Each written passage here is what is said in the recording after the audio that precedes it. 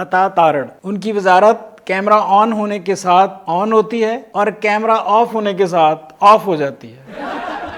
Mic से उनका वही रिश्ता है जो इंसान का ऑक्सीजन से। अगर आसपास माइक ना हो तो तारड़ की सांसें उखड़ने लगती हैं और वो खुद माइक बन जाता है। वो बहस में कभी नहीं हारते, क्योंकि बहस खत्म होने देंगे तो हारेंगे। आप थक कर घर चले जाओ, अगले दिन वापस आओगे तो ये अभी पॉइंट नंबर 4 पर ही होंगे।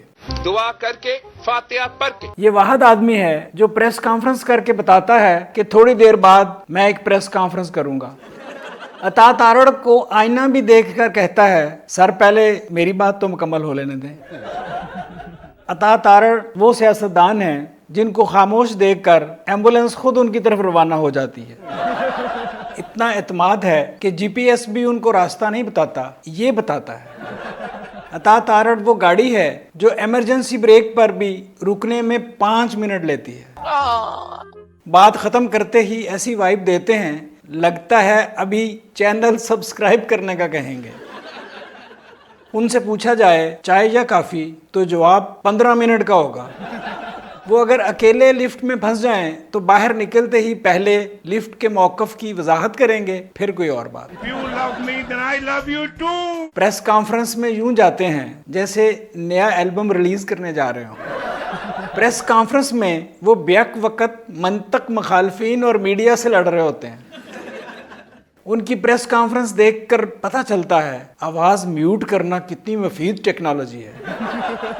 पहले सुहेल वड़ाइच साहब को देखकर याद आता था ये खुला तजाद तो नहीं। डांग आपको फिरनी है इंशाल्लाह। अब अता तारड़ साहब को देखकर याद आता है ये खुला तजाद तो नहीं। जब पीटीवी लगाओ ये अंदर होते हैं, पता नहीं चलता हम इन्हें देख रहे हैं या वो अंदर से हमें देख रहे हैं। आपसे भी यूं बात करेंगे जैसे आपसे प्रेस कॉन्फ्रेंस कर रहे हो।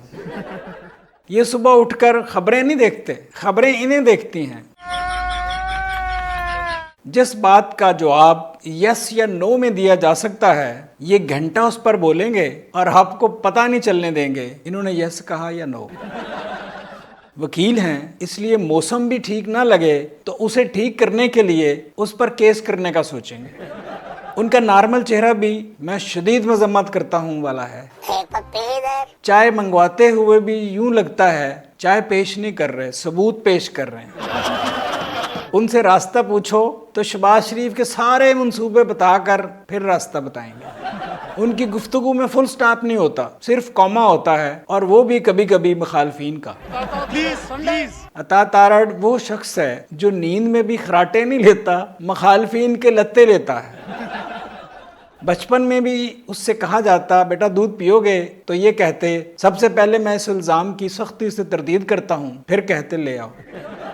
वो किसी से मिलने भी देर से पहुंचे तो वजह ये बताएंगे कि मैं लेट पिछली हुकूमत की गलतियों की वजह से हुआ हूँ।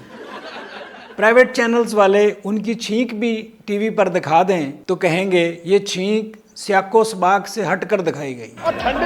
इंफॉर्मेशन मिनिस्टर बने तो पता चला कि इंफॉर्मेशन मिनिस्टर का काम क्या होता है। हम समझते थे उसका काम इंफॉर्मेशन देना होता है, अब पता चला इंफॉर्मेशन मिनिस्टर का काम इंफॉर्मेशन लेना होता है। वो हर सवाल का जवाब सवाल से देते हैं। प्रेस कॉन्फ्रेंस में कागजात ऐसे लहराते हैं जैसे जादूगर हैट से कबूतर निकालने लगा हो, मगर निकलता सिर्फ कोई पुराना ट्वीट ही है।